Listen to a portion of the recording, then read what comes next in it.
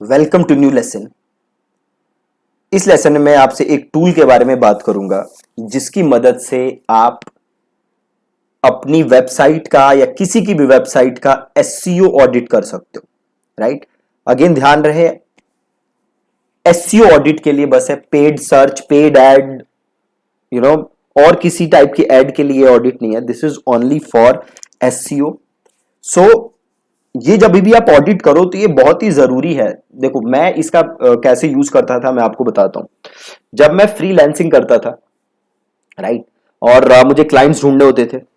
सो अभी कोई भी आपको क्लाइंट ढूंढना है तो आपको पहले उसे बताना पड़ेगा ना कि भाई देखो अभी आपकी साइट में ये दिक्कतें हैं, और अगर आप ये कर लोगे तो आपकी परफॉर्मेंस इंप्रूव हो जाएगी और अल्टीमेटली उससे इतना रिवेन्यू इंप्रूव हो जाएगा।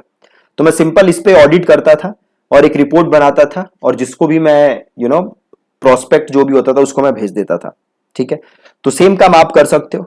जिसे भी आप क्लाइंट बनाना चाहते हो अपना, या अपनी वेबसाइट का देखना हो, अपनी वेबसाइट का तो देखो आपको ज्यादातर पता ही होगा कि क्या चल रहा है नहीं चल रहा। राइट, अगर आप क्लाइंट का कोई क्लाइंट नया लाना चाहते हो तो उसकी वेबसाइट का आप ऐसे ऑडिट करके उसको आप रिपोर्ट भेज सकते हो। ठीक है, बहुत ही सिंपल है। तो ये वेबसाइट है SEOPTIMER। ठीक है, SEOPTIMER.com, ये इस वेबसाइट का नाम है।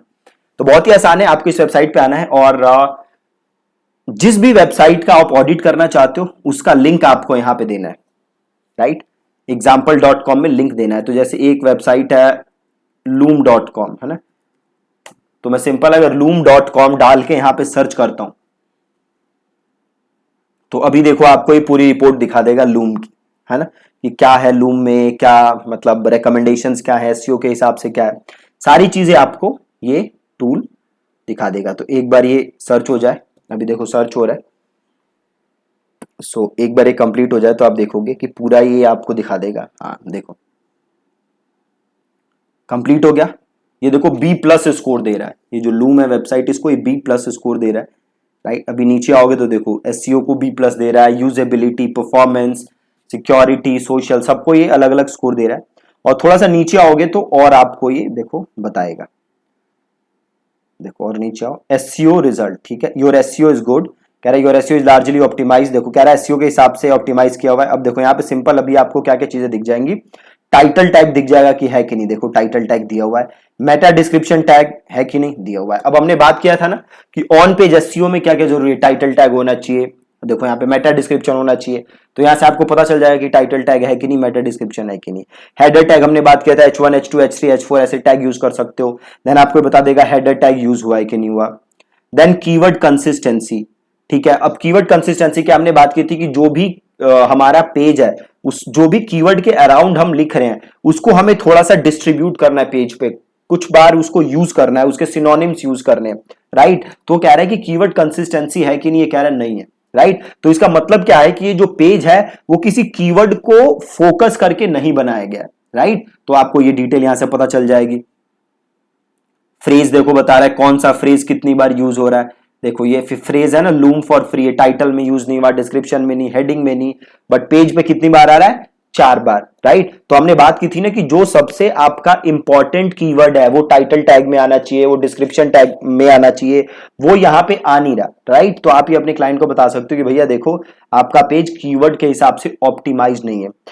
उसके नीचे आओगे तो देखो आ रहा है कि कंटेंट कितना है। ठीक है, तो ये कंटेंट बता रहा है कि सही है, टोटल 598 वर्ड्स हैं। राइट, इस वेबसाइट पे अगेन कंटेंट का मैंने आपको बताया था कि कोई इसमें फिक्स वो नहीं है, बेंचमार्क की 100 होना चाहिए, 200 होना चाहिए, 10,000 वर्ड होनी चाहिए अकॉर्डिंग टू गूगल, जो आपका आंसर दे दे यूजर के क्वेश्चन का वो होना चाहिए। बट ये एसईओ वाल में, ये इंडस्ट्री में एक वो है कि भैया कंटेंट 3,000 या 2,500 वर्ड का होना चाहिए, बट अकॉर्डिंग टू गूगल ऐसा कुछ नहीं है।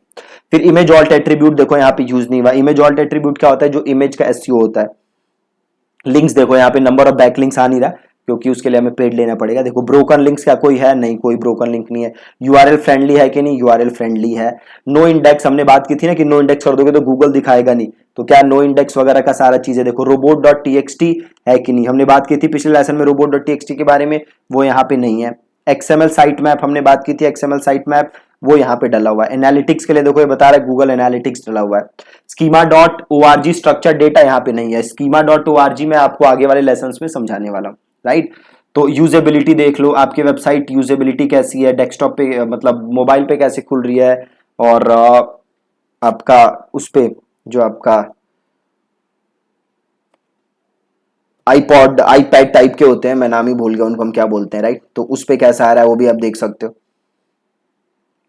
देखो फेविकॉन यूज हुआ है कि नहीं, फॉन्ट साइज सही है कि नहीं, पेज स्पीड देखो बता रहा है कि ठीक है, पेज साइज कितना है वो भी दिखा रहा है, राइट। और नंबर ऑफ रिसोर्सेज, कितने रिसोर्स यूज कर रहे हैं आप, देखो इमेजेस 72 यूज हुए हैं, ठीक है। CSS के रिसोर्सेज कितने हैं, तो ये सारी चीजें आप यहाँ से देख सकते हो। फेसबुक कनेक्टेड है, देखो ओपन ग्राफ, ये सारी चीजें आ रहा है। फेसबुक पिक्सल देखो ये दिखा रहा है कि फेसबुक पिक्सल है नहीं, बट आप एक बार और क्रॉस चेक कर सकते हो कि है कि नहीं है, ठीक है।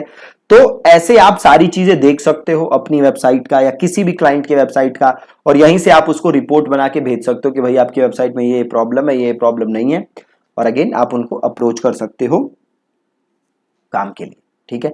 सो ऐसे है, सिंपल है। और आप इसको टैबलेट बोलते हैं, बताओ मैं यही भूल गया था इसको बोलते क्या है राइट। तो सिंपल आप ऐसे ही ऑडिट करके भेज सकते हो, और या अगर आप कंसिस्टेंटली काफी लोगों को भेजोगे तो पक्का आपको कोई ना कोई प्रोजेक्ट जरूर यहाँ से मिलता है। मेरे को मिलते थे, राइट। अब मैं नहीं करता, मैं ये करता था पहले काफी, मेरे को मिलते थे, तो ऐसा कोई रीजन नहीं कि आप करो तो आपको मिले ना, right.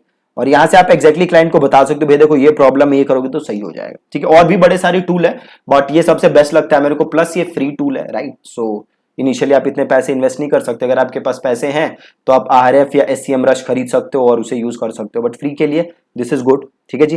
So that's it from this lesson. Thank you so much for watching this video.